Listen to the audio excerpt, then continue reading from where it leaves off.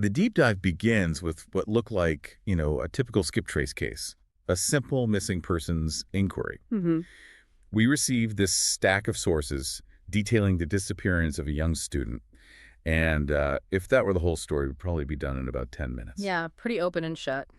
But as we started unwinding that first thread, we realized pretty quickly we weren't just looking for a missing person. We were looking for a secret the government was, well, desperate to keep buried. And that missing person is Leonore Soldier. Her friends called her Leo. She was a young woman studying French and English at the prestigious Heidelberg Institute for Translation and Interpretation. Right. Her absence was first noted because she just didn't show up for the start of the new semester, so she'd been gone for about 2 weeks when our investigator was first hired. Okay, so let's unpack that first scene, because that is really where the entire structure of deception is just laid bare. Absolutely. The client, who introduces himself as Herr Salger from Bonn, he immediately triggered every single alarm bell in the investigator's professional life. This was not a distressed father.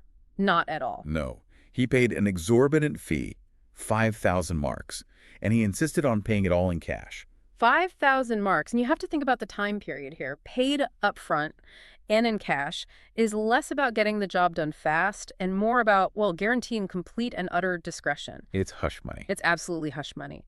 The client was paying to purchase the investigator's silence, or at the very least, his unquestioning loyalty.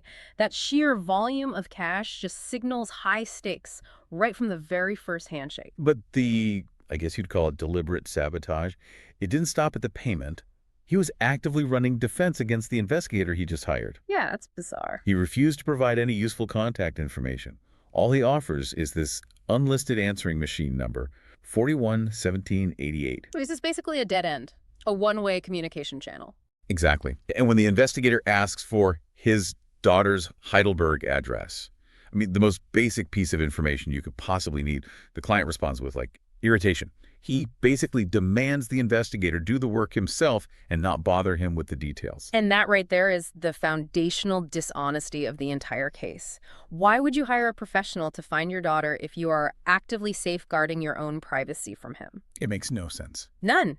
If you're paying a massive premium to keep yourself hidden from the one person who is supposed to be working for you, it instantly signals that this isn't just about a missing person. It's about high stakes dishonesty, possibly, criminal activity, and the client himself is right in the middle of all the secrecy. Absolutely.